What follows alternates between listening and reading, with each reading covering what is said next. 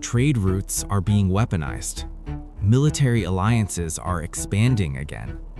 Energy supplies are being cut. Sanctions are replacing diplomacy. And borders that were supposed to be settled are being questioned once more. This is not a coincidence, and it is not a sudden collapse of peace. If you look at history closely, you realize something uncomfortable. The world was moving in this direction long before the first headline appeared. After the Second World War, a global system was created. Rules were written. Institutions were formed.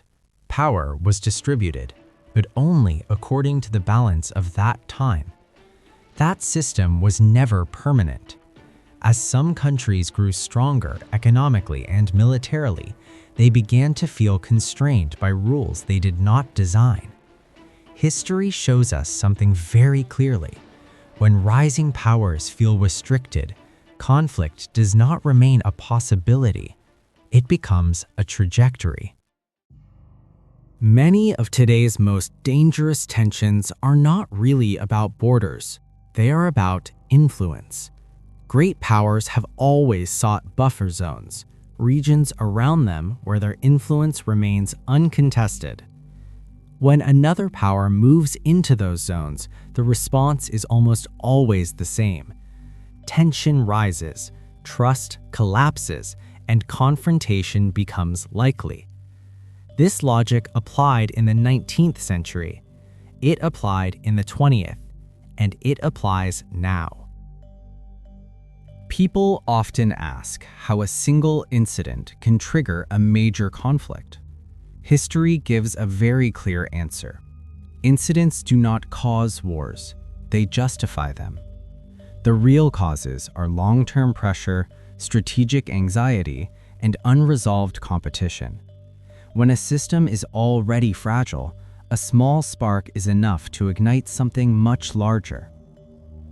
Ideology may dominate headlines, but economics drives outcomes. Trade routes, energy supply, critical resources. When supply chains become political tools and dependence turns into leverage, cooperation becomes unstable. History shows that this phase almost always precedes major global conflict.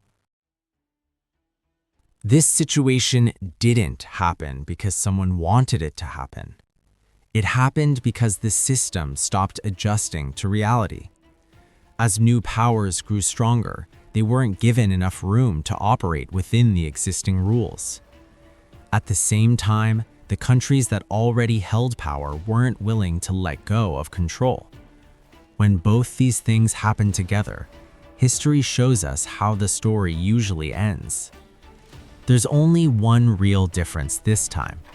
In the past, when systems failed, individual civilizations collapsed. Today, those systems are global, so when pressure builds now, it doesn't stay local. For the first time in history, the damage isn't limited to one region or one empire. That's why what we're seeing today shouldn't be shocking. It's not a sudden breakdown. It's the result of years of imbalance. The real question isn't whether history is repeating itself.